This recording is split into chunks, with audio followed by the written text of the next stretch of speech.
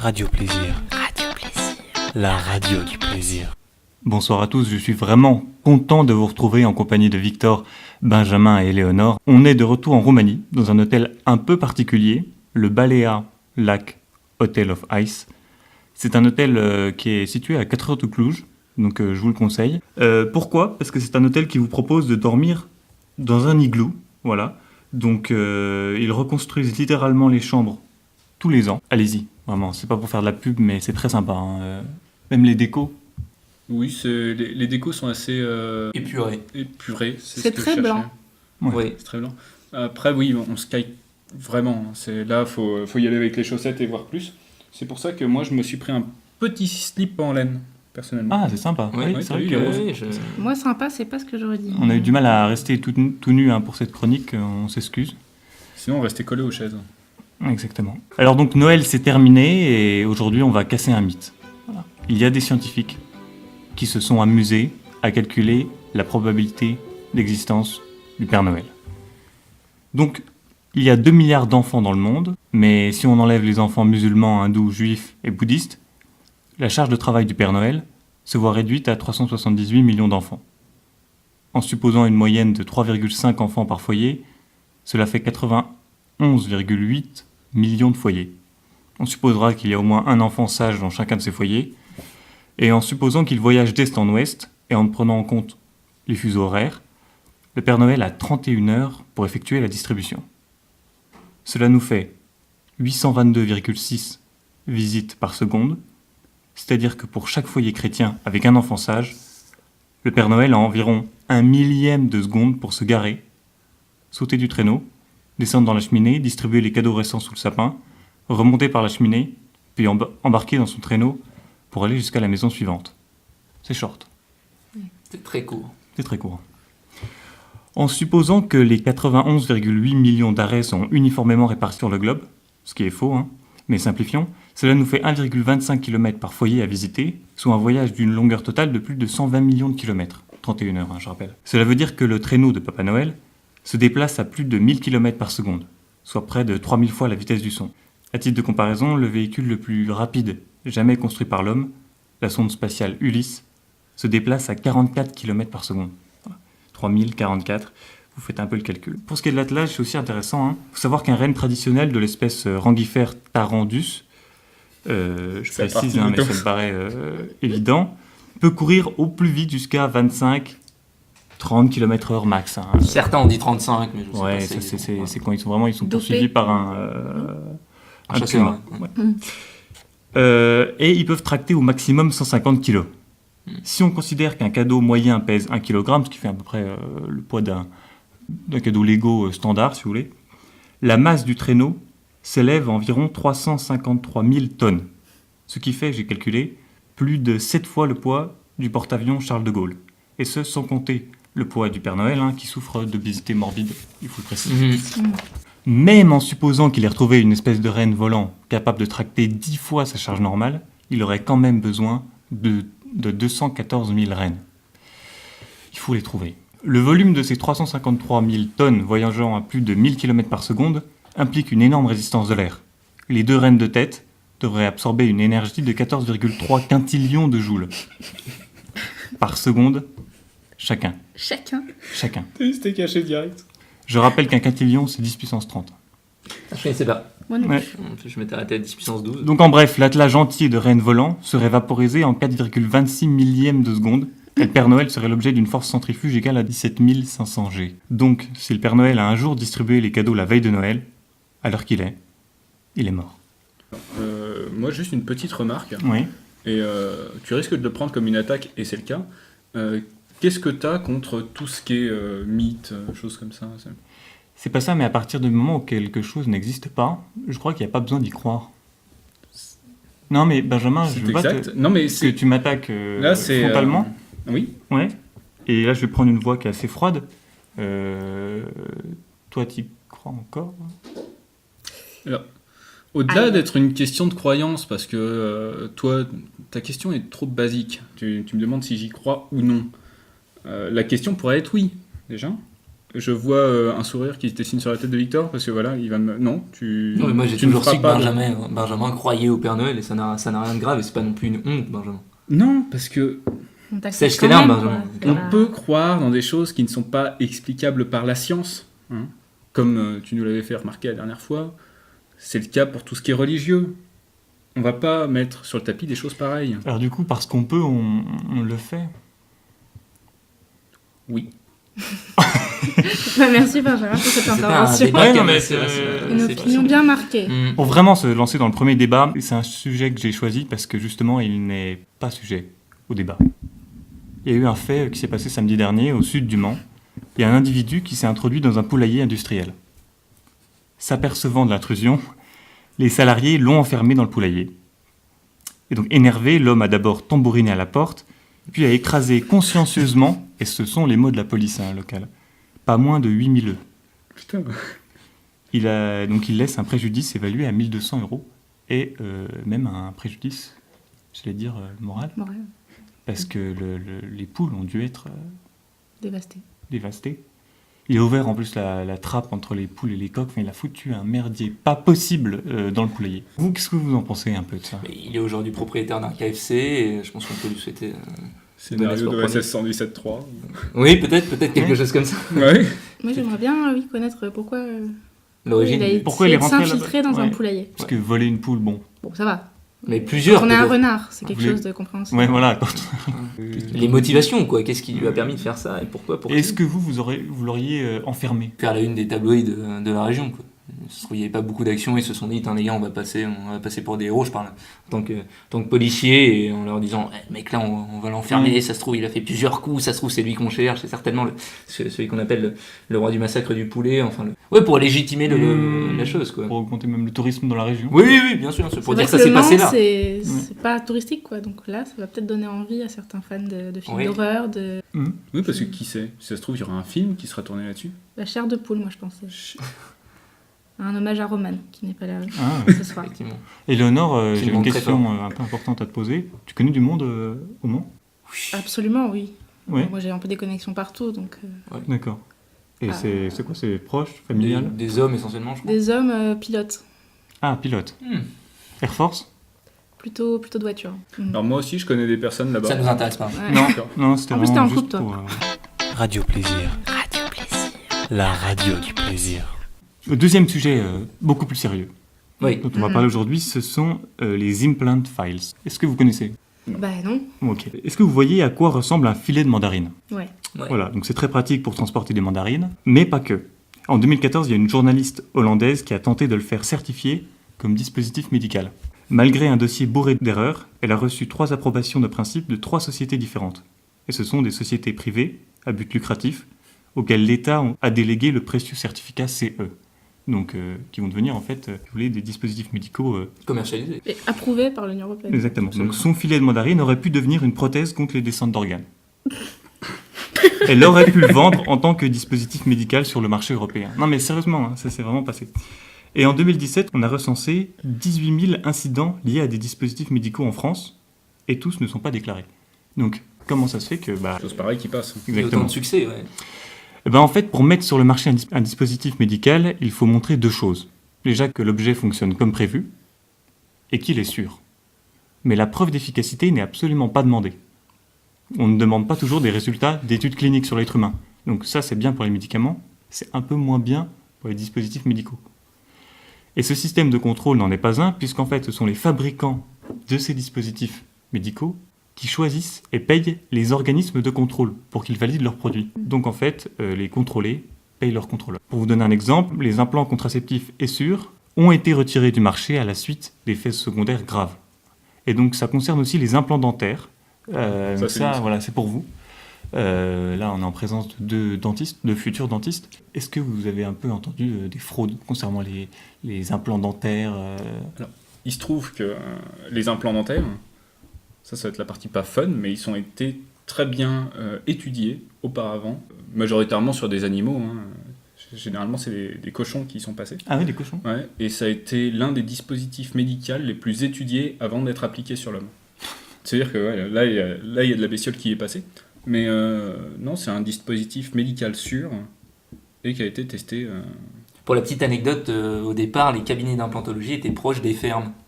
Hmm. Voilà, pour tenter de... Ah ouais. Ça aidait pour tester. énormément. C'est quoi les recommandations? Est-ce qu'il faut commander ailleurs qu'en UE? Il faut demander un traçage en fait. Un traçage? Un traçage, donc je crois que par exemple pour les implants dentaires, on peut demander un traçage d'où est-ce qu'il vient, de quelle compagnie il a été fait, etc. Voilà. Pour éviter de recevoir un filet de mandarine. Dernièrement, il y a une de mes amies qui m'a montré une photo d'un patient. Ses dents bougeaient, alors du coup, il s'était mis du mastic, donc celui que vous avez dans les salles de bain, sur les dents. Alors effectivement, ça a marché. Si, les dents ne bougeaient plus. Mais plus du tout. Mais Et la du tout. bouche non plus. Voilà. Donc du coup, on recommande pas le mastic.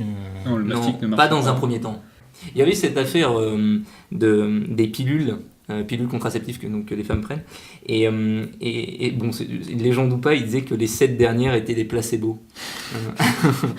Ça, c'est-à-dire Non, que- mais après, il y en a, c'est effectivement le cas. Parce que comme ça, tu ne perds pas l'habitude de la prendre tous les jours. D'accord. Mais t'as une semaine où Hmm. t'as pas de molécules dans ta... Ok, mais c'est valable pour toutes les pilules, c'est Non, d'accord. non, c'est les 4e ou les 3e générations. D'accord. Je sais plus. Mais du coup, pour relancer un débat, est-ce que vous seriez d'accord pour prendre la pilule plutôt que votre copine par Ah oui, les hommes, oui, d'accord. Ah, j'avais entendu parler de ce débat. Et effectivement, en fait, il y a un phénomène psychologique qui fait que... En fait, j'ai pas d'anecdote. C'était une super Oui, alors, intro, c'est un on était phénomène- pas à Ah la vache, moi terre. En j'attendais fait, une anecdote. Attends, là. mais je vais prendre la suite. Je t'en parce que prie. pense que Les yeux du gaubrier, quoi. Donc oui ou non, quoi. C'est simple, Victor, oui ou non? que je me connais, moi, niveau médicaments, quand il s'agit même de prendre de l'aspirine et tout, même des Smarties, je suis pas très bon. Alors je me dis une pilule, je suis pas sûr de me faire confiance. Quoi. Mais d'une certaine manière, tu l'imposes un peu. Oui, aux autres. Ouais, enfin aux autres. Aux autres, Ah, ok, au c'est pluriel. intéressant. Benjamin, t'as l'air plus modéré. Bah, moi, sur le concept, je dirais plutôt oui, je serais pour. La vraie raison, c'est surtout pour être contraire à Victor. La seconde, ce serait parce que, voilà, une question de Je confiance. suis d'accord avec toi. J'ai plus confiance en moi qu'en ma partenaire. Ah d'accord. ok. Voilà, on est sur un principe. Vous voyez que je l'avais senti. On pensait, Ah non, là, c'est- je pensais quelque chose de plus sympa, qu'on partage un peu. Ah oui, le mais oui, fardeau oui, de la- aussi, de la aussi, contraception. aussi, Oui, il y a aussi ça. oui, mais bah, j'avais surtout- pas forcément surtout pensé. ça. Non, mais en fait, Je si, dis, ouais. si tant est qu'il y ait une raison, franchement, je crois que la raison historique est le fait que c'est toujours la même chose. C'est l'idée que ça soit une terre d'accueil. Et du coup, quand vous arrivez sur la terre d'accueil, c'est comme si la terre d'accueil en elle-même était déjà propice à faire venir les autres. Donc la terre d'accueil est déjà... on a toujours considéré que la contraception... que la contraception était une affaire de femmes.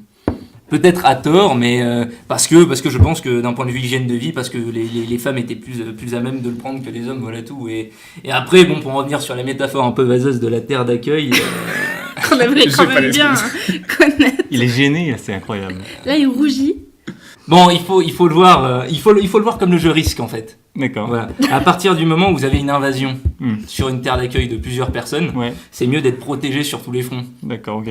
Donc d'où l'intérêt de prendre un contraceptif général pour être protégé sur tous les fronts, quel que soit l'ennemi, si tant est que ça en soit un. Je pense qu'il faudrait plus le voir comme un élan. Ouais, ok. Éléonore, toi, est-ce que tu pourrais l'imposer? Je l'imposerais à mon partenaire, par exemple. À tes partenaires. À mes partenaires.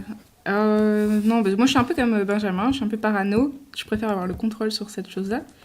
Ben voilà. Et après, moi je dirais que historiquement, c'est pas parce que c'est féminin, c'est peut-être parce que ça nous donne plus d'autonomie. On va passer à la chronique vocabulaire d'Éléonore. Elle nous a préparé un petit quiz. On va le faire en même temps que vous. Radio Plaisir. La radio du plaisir. Mon premier mot, c'est acconcher. Ça existe. Comment tu l'écris? A-C-O-N-C-H-E accent aigu. C'est C'est... Ah oui, moi c'est bon, j'ai. moi aussi. Alors, C'est... qui dit que ça existe Hmm. Benjamin? Alors acconcher. Alors Hugo, je te laisse la main peut-être. Acconcher, c'est le fait de ne pas être debout. Voilà. Donc, peu importe la position dans laquelle vous êtes, mais vous êtes juste pas debout. Pas debout. Vous Donc, êtes couché, acconché. Vous êtes acconché. Acconcher. Alors, tu te méprends. Mm. En fait, acconcher, ça vient du mot conque. Conque qui a été donc du coup développé à partir du fruit, la conque, qui est un fruit sec. Et donc le fait d'acconcher, ça veut dire d'aller chercher les conques pour se nourrir. en faire C'est botanique. une marmelade. Et toi, Victor? Alors acconcher, moi c'est un synonyme d'adoubement. Voilà, c'est-à-dire c'est le fait de- L'acconcher, pardon. Voilà, absolument. Qu'est-ce que c'est du coup Alors, acconcher est effectivement un adjectif qui existe, et cela signifie plaisant, agréable. Voilà. Voilà, utilisez-le dans vos J'étais prochaines pas loin. soirées. Ta soirée était À vraiment à concher. Alors maintenant, Jaune Mire. Ancien nom du mois de mai dans le calendrier franc. Du coup, qui dit que ça existe? Moi, je vais dire. Moi, je dis non. D'accord, et toi, Ben? Indécis. Non, Ok, faut bien je dis prendre non, décision. d'accord. Non, ça n'existe pas? Non, ça n'existe pas. Eh bien, Hugo et Ben ont raison, ça n'existe pas. Oh, les Ça salauds. va vraiment être gland. Mais ça, j'ai ça j'ai existe. bien aimé faire cette définition Le parce Jaune que Mire était pas mal. j'étais sûre que quelqu'un allait dire « Ah oui, calendrier franc Je l'ai lu. ». Alors, C'est le maintenant... calendrier grégorien qu'on utilise. Exact. Maintenant, un autre adjectif, favonien. Est-ce que ça existe? Première question. Deuxième question, votre définition. Non, Du je suis coup, favonien. Je suis favonien. C'est-à-dire que peu importe la ville de laquelle vous venez, C'est avant tout favonien. Un Vous peu êtes- comme les Bretons. Exactement. D'accord. Et toi, Victor, qu'est-ce que tu en dis? Ça existe? Oui, et Favonien, absolument, ça n'existe pas. D'accord. Non, ça... Et pas de définition du coup. Ben Moi, je suis oui, et ça serait en lien avec la flatterie. Quelqu'un de flavonien, c'est quelqu'un qui est... Favonien. Oui, c'est quelqu'un qui va recevoir et accepter les flatteries. D'accord. Alors, c'est un mot qui existe, mais ça ne signifie pas du tout ou qui d'une identité ou qui de quelqu'un qui reçoit des flatteries. Par contre, sa définition est étrange, adjectif qui signifie de la nature d'un rayon de miel. Oui, Écoutez, alors là, chers auditeurs, si vous avez un contexte dans lequel utiliser cet adjectif, Si ta peau est favonienne, comme un rayon de miel, comme un rayon de miel. c'est-à-dire elle colle, Elle est grasse, D'accord. déjà. elle Très, c'est très pas du colle tout, douce. grasse. un C'est peu. pas amélioratif comme. Non, absolument pas. Non, c'est comme de Je la tiens à bave. dire que quoi. Victor me dit ça en me regardant droit dans les yeux. C'est un peu vexant. Allez, barguigner. Bardinier. Barguigner. Barguigner. Ah, Barguigner, barguigner. B-A-R-G-U-I-G-N-E-R. Moi, je le connaissais en ET, mais pas en ER. Moi, je connaissais jardinier. Ouais. Oui, Alors, ça existe ou ça existe pas? c'est jardiner en chantant. Moi, je vais dire oui parce que cette définition me plaît. Barguigner. Donc on part sur jardiner en Oui, Oui, chantant. c'est un gars qui siffle, Et toi qui met la bonne ambiance. Du coup, c'est un verbe qui existe et qui signifie hésiter, avoir de la peine à se déterminer. Mais en chantant. Radio Plaisir. La radio du plaisir. Alors, cette semaine, à la demande générale, enfin surtout pour pallier à mon manque d'originalité, nous allons évoquer ensemble la magie de Noël. Savez-vous que le Père Noël est une invention de Coca-Cola et qu'au départ, il était de couleur verte? Ah pardon, je lisais la chronique de Benjamin, autant pour moi. Quoi de mieux pour célébrer la magie de Noël qu'une recette de gâteau bien moelleux? Alors, en 1982, Tonton est au pouvoir, Tonton c'est Mitterrand. La France se targue d'un taux de chômage de moins de 5%, on peut encore frauder dans le métro et il n'y a pas de gilets jaunes à d'horizon.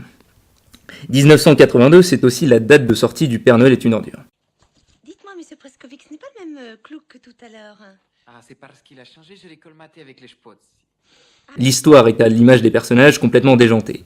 On y retrouve un duo de SOS Amitié, eux-mêmes en manque d'affection, un travelot érotomane au grand pied, un Père Noël assassin non conventionné, et tout un panel de personnages secondaires dont l'humanité n'a pas fait de cadeau. Parmi ceux-ci se trouve Gérard Moineau, aka Zadlo Preskowitz, et ses petites douceurs senteurs aisselle après une rude journée. Quand ça sent le sapin, notre pâtissier des horreurs, qui porte d'ailleurs avec beaucoup de grâce le mono-sourcil, et je m'y connais, donne de sa personne pour réveiller les papilles de chacun des personnages. Cloug, Dobichou, pâte à péter, tout y passe pour essayer de mettre à l'honneur le terroir croate et ses desserts pleins de bonnes attentions, mais franchement dégueulasses. Sur le tournage du film, acting à la française oblige, il va falloir en croquer du petit cul aux hydrocarbures. Oui, Dobichou signifie petit cul en polonais, j'ai bossé. Bref, chacun des gâteaux empoisonnés était fait à base de caoutchouc, si bien que lorsque le pharmacien renifle la substance visqueuse venant de gicler du gâteau croate sur son costume blanc, il improvise cette réplique légendaire qui reste encore d'actualité, le fameux « Mais c'est de la merde !» Non, c'est Cloug. Alors j'espère que tout ça vous a donné faim, la suite arrive.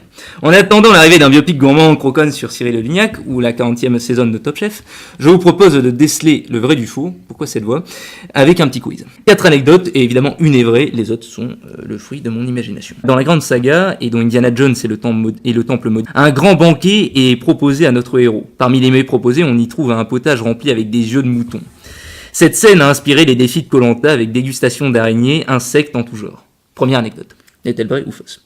Dans Le Paris de Didier Bourdon et Bernard Campan, les acteurs ont souffert d'embolie cardiaque tant ils ont mangé sur le toit. Troisième anecdote, dans SS 117, Rio ne répond plus, le crocodile que vient de tuer Hubert Bonisseur de la Batte était faux, mais Jean Dujardin a absolument tenu à y goûter. Et enfin, on peut trouver les fameuses friandises à base de crottes de nez, de savon et de chaussettes sales de Bertie Crochus sur le dark web, mais aussi à Londres, à la gare de King Cross, les friandises qu'on trouvait dans Harry Potter. Parmi ces 4 anecdotes, une seule est vraie. Un avis, Benjamin ? Moi, je serais plutôt pour OSS 117. Je sais que Jean Dujardin est un acteur qui est très rigolo et pour moi, ça serait la 3e. Pour toi, il a tenu à goûter le... Oui, même si c'était du caoutchouc, je le verrais bien faire une connerie dans le Donc, genre. il dit ça, il dit là, je viens de tuer un croco et il cherche à... Ah, il cherche- j'ai tué un croco. et il cherche à... Hugo, un avis sur la question ? Pour moi, la 2 et la 3 ne sont pas correctes. Véridique, ouais. Les friandises à base de crottes de nez Ça, ou je sais que Koh-Lanta ? ça existe après sur le dark web, oui, probablement, mais je pensais même que ça existait sur Amazon.